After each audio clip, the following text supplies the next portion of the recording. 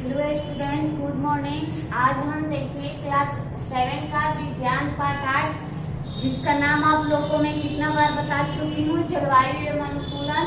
तो online class में आप सबका स्वागत है। आइए आज हम इस चैप्टर का एक नया टॉपिक पढ़ते हैं। सबसे पहले हम टॉपिक का नाम लिखते हैं। टॉपिक का नाम है उष्णकटिबंधीय क्षेत्रों में उष्णकटिबंधीय क्षेत्रों में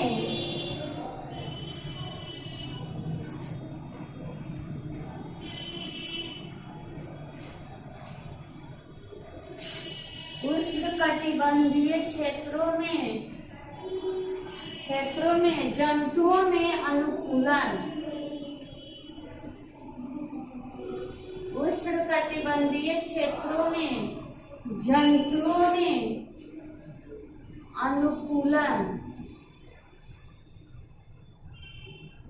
ठीक है, तो देखिए उष्णकटिबंधीय क्षेत्र में जो जंतु रहते हैं वो अपने आप को कैसे अनुकूलित समझते हैं, उस क्षेत्र में कैसे रहते हैं। ठीक है, तो देखिए उष्णकटिबंधीय क्षेत्र कहाँ पड़ता है? हमारे देश में। हमारा देश जो है क्या है? उष्णकटिबंधीय क्षेत्र है। तो सबसे पहले आइए लिखते हैं, हमारा देश जो है, हमारा देश उष्णकटिबंधीय क्षेत्र है। हमारा देश उष्णकटिबंधीय क्षेत्र है। हमारा देश उष्णकटिबंधीय क्षेत्र है। यहाँ की जलवायु सामान्यतः गर्म और नम रहती है। यहाँ का जलवायु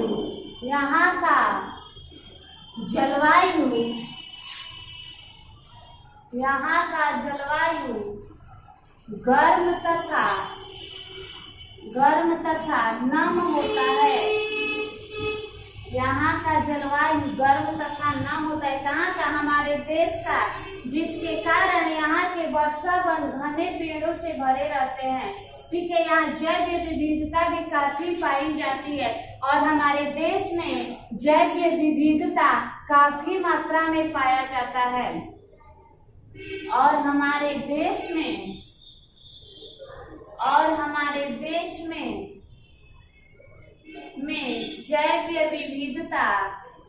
जैव विविधता मतलब हुआ हरा भरा।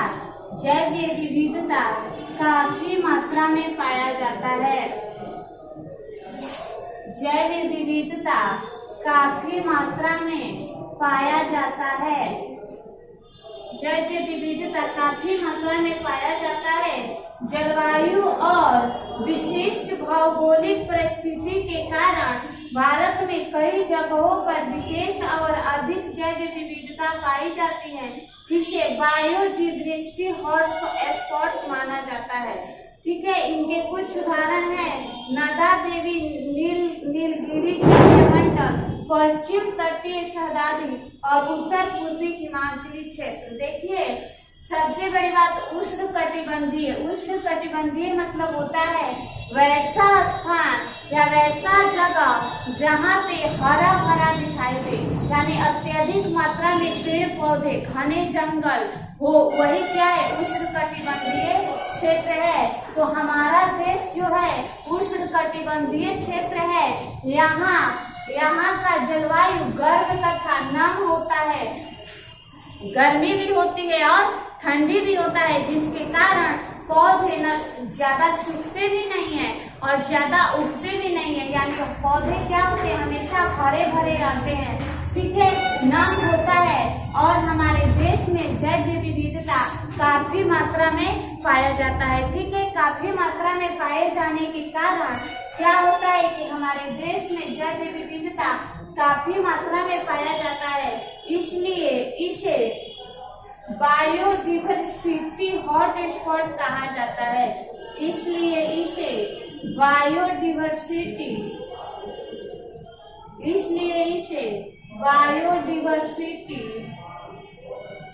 हॉटस्पॉट कहा जाता है।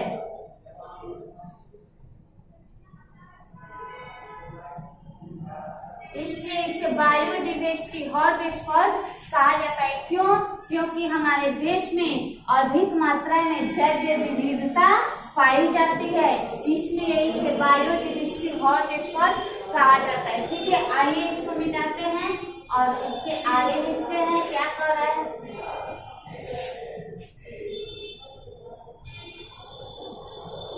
उसके बाद देखिए, एशिया और विशेषकर भारतीय जलवायु और पहाड़, ऊंचाई, बारिश की मात्रा जैसे भौगोलिक कारणों से हमारे देश में बहुत विविधता पाई जाती है, जैसे वर्षा वन, पतझड़ वन, शुष्क शीतोष्ण वन और वन के तरीके। वनों में अलग अलग जंतु और वनस्पति भी पाए जाते हैं।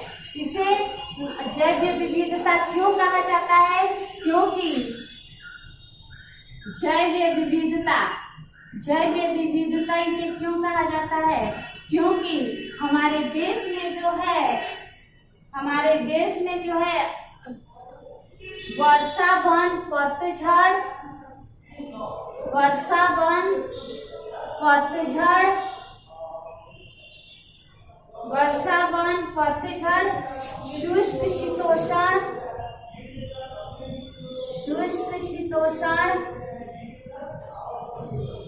शुष्क शीतोष्ण यानी कि हमारे देश में ठंडी, गर्मी, बरसात, पतझड़ सभी महीने आते हैं। ठीक है, और यहाँ पे सभी प्रकार के जीव जंतु भी पाए जाते हैं। जंतु और वनस्पति वन में सभी प्रकार के जंतु एवं वनस्पति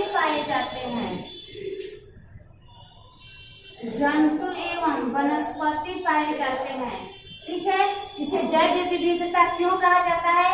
क्योंकि हमारे देश में वर्षा वन, पतझड़, शुष्क शीतल यानी कि ठंडी, गर्मी, बरसात सभी प्रकार के मौसम होते हैं और सभी प्रकार के जंतु और वनस्पति पाए जाते हैं। इसीलिए हमारे देश को जो है जैव विविधता कहा जाता है। ठीक है, तो जैव विविधता के बारे में आप लोग समझ गए। और उष्णकटिबंधीय के बारे में, उष्णकटिबंधीय मतलब हमारा देश जो है उष्णकटिबंधीय क्षेत्र है, क्योंकि हमारे देश में वनस्पति अत्यधिक मात्रा में, पेड़ पौधे अत्यधिक मात्रा में, जीव जंतु अत्यधिक मात्रा में हमारे देश में पाए जाते हैं। ठीक है, इसलिए हमारे देश को उष्णकटिबंधीय क्षेत्र कहा गया है। ठीक है, तो दोनों टॉपिक आप लोग समझ गए होंगे। अब आइए दूसरा टॉपिक देखते हैं। एक जीव है हनुमान। देखिए, एशिया और विशेषकर भारतीय उपमहाद्वीप में बंदरों की कई सारी प्रजातियां पाई जाती है। बंदरों की प्रजातियां सबसे अधिक, जंतुओं में एक बंदर की प्रजाति होती है, बंदर जिसे आप लोग मंकी कहते हैं। ठीक है, बंदर की प्रजाति होती है और यह सबसे अधिक भारत के एशिया, यह बंदर की प्रजाति सबसे अधिक कहाँ पाया जाता है? तो भारत, एशिया और भारतीय महाद्वीप में। एशिया और भारतीय महाद्वीप में, एशिया और भारतीय महाद्वीप में, एशिया और भारतीय उपमहाद्वीप में बंदर की सबसे अधिक प्रजातियां पाई जाती है। सभी खंडों में पाए जाते हैं, पर वे भारतीय उपखंड में इनमें सबसे ज्यादा अधिक संख्या में, सबसे अत्यधिक संख्या बंदरों की कहाँ पाई जाती है? एशिया और भारत के उपमहाद्वीप में।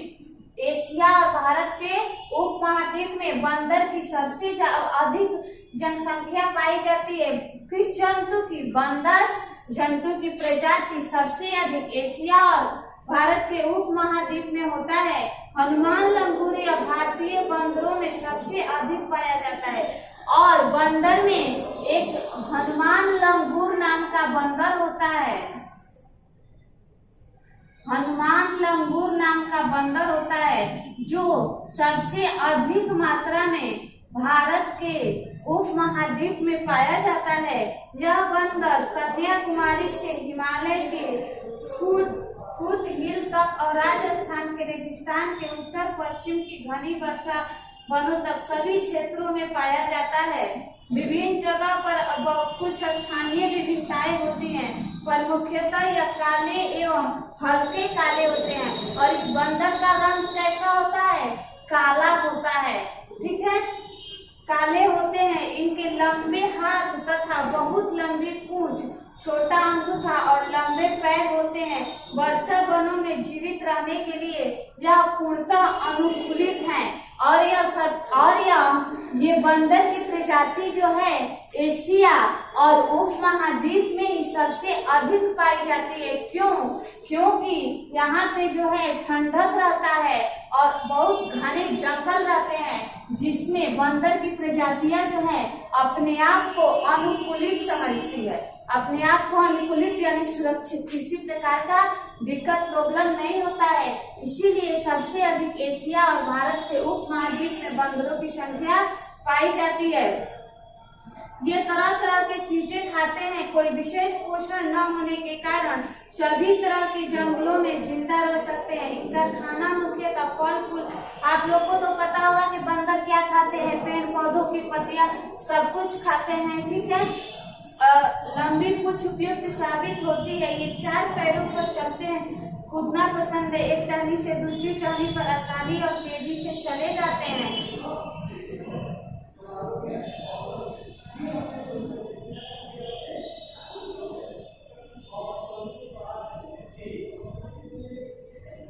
ठीक है, तो ये हो गया बंदर की प्रजाति।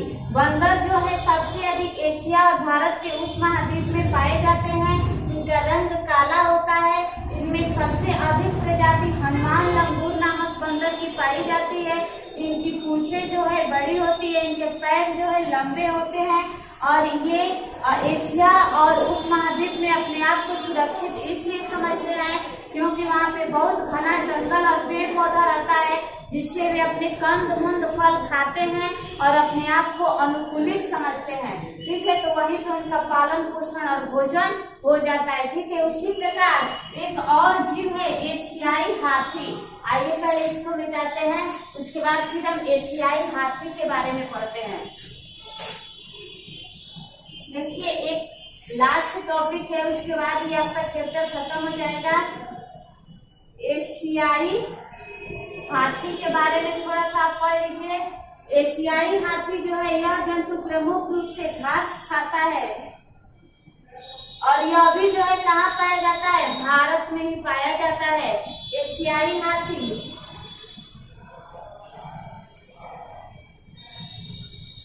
ठीक है, यह जो है भारत में पाया जाता है। यह जंतु प्रमुख रूप से घास खाता है, परंतु इसके आकार के अनुसार बड़ी मात्रा में घास सभी मौसम में उपलब्ध न होने की संभावना हमेशा बनी रहती है।